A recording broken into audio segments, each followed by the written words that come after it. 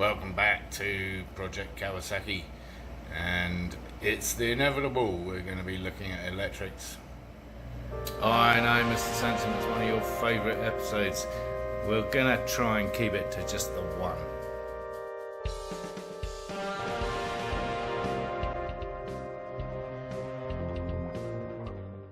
But we have been doing a little bit of exploring and finding out what this is all about.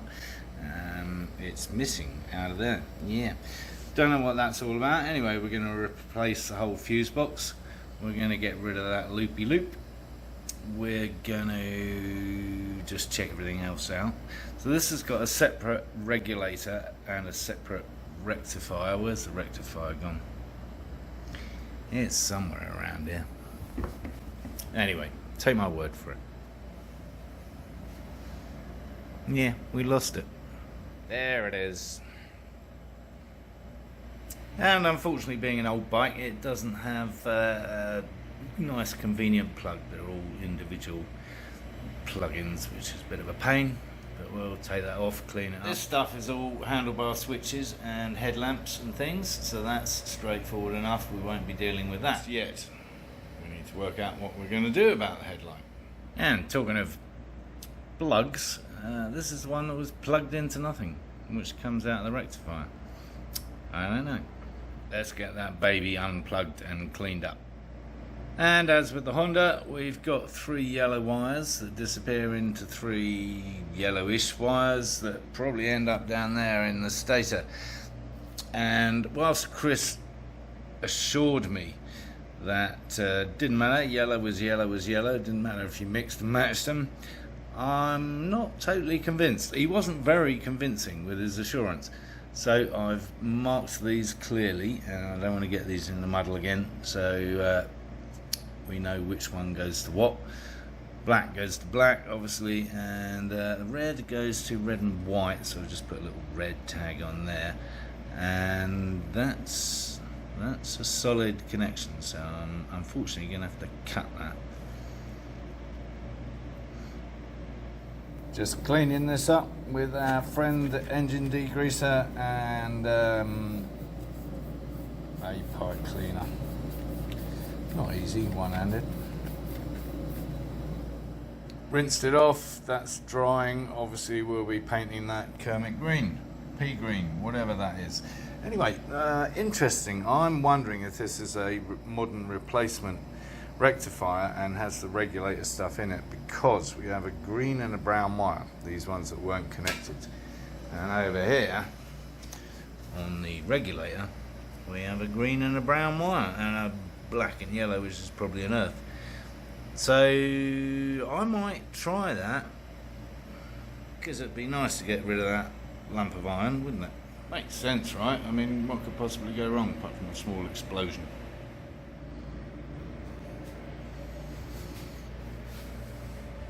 As usual, you start tracing things back, wondering why there's a solitary red wire and then it bleeds into this and there's that, and then this all goes up to the coils. So yeah, a little bit more tidying up, and we have all the essential equipment and we're getting on with the job.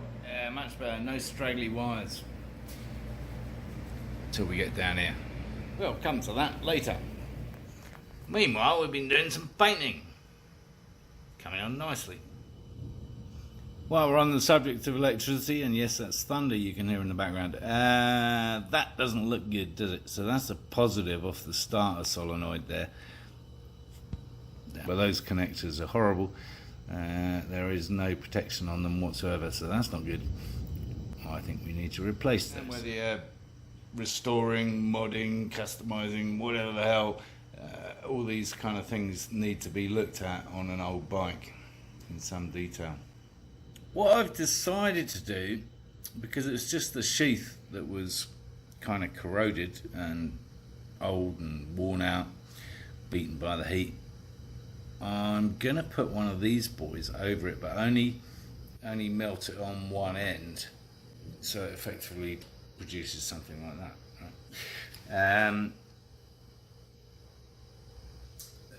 2 reasons. I haven't got a lot of wire to play with, and these are smaller bullets, so I was thinking, maybe I'll just do one end, but I haven't got the smaller bullets, so then I'd have to do one of those connectors, and I think this is the best solution. Well, it's certainly good for the earth end of things, the ground wire there. So with the positive, I did something slightly different. I sealed it both ends. It still needs a little bit more sealing, as you can see, but yeah, erred on the side of safety. Well, the masking didn't work so well, but I can live with that. It's a bit grunge, it's a bit monster. Anyway, I have put some females on the end of the two wires that I think should go to the regulator element of the combined unit, hoping that that's what it is. And I'm guessing that we only need the green and the brown because the black's are ground, earth, and therefore the rectifier has already got an earth. Did I say that already? Am I repeating myself? Well, did I say female? I meant male. Yes, we had to get a diagram and we had to use all the magnification we could possibly do. Yes, I've zoomed in on the screen and actually I can see that better on my camera now than I could with my glasses. So that's the ignition stuff. What I was also looking at was those fuses which are there. So that's kind of clear. What else was I looking at? Oh yeah, the rectifier situation. Well, that's down here. Yeah, so voltage regulator and selenium rectifier. Went out with a girl called Selena. Yeah, I think we're good with that green and brown going into what is now the rectifier, because I think it's a modern Repro one with a combined unit. So I'm confident in that. Lots of things arriving today, including our new fuse panel. So I'm going to start fitting that up. And what I've worked out is that I think this is the main power in, so that's hence the main fuse, the one that's missing in the box. Yeah, yes, that missing fuse there. And I'm pretty sure the red and white goes to the battery, and then the white goes off to the ignition switch up here. So that's what we're going to do. And to do this, we're going to need all this clubber. First off, cut the wire. We're going to cut that nasty little join out as well. No need to have that there. And there it is, all crimped up with a nice little ring fitting to go provide the main power for the whole fuse panel. So next up, just put the fuse in there and clip that onto one of the fittings. Like so, just as before, except a lot neater and tidier. Then all these boys will come off the other fuses. Cool?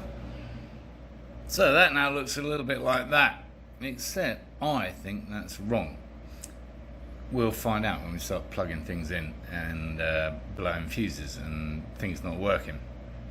Because the two blues, the blue and the white and the blue, were actually connected through the fuse. Now they're not connected anymore. So I think fundamentally I've got to join those two together and just put them on one fuse.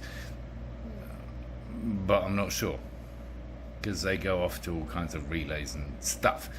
So we'll find out as we go along. I'll keep you posted. Okay, we put the switches back on the bars, which have got all the wires dangling around, as you'd expect. So on the left hand side we got two lockables for the lights, so that means they stay in when you press them in, and then you press them again to release.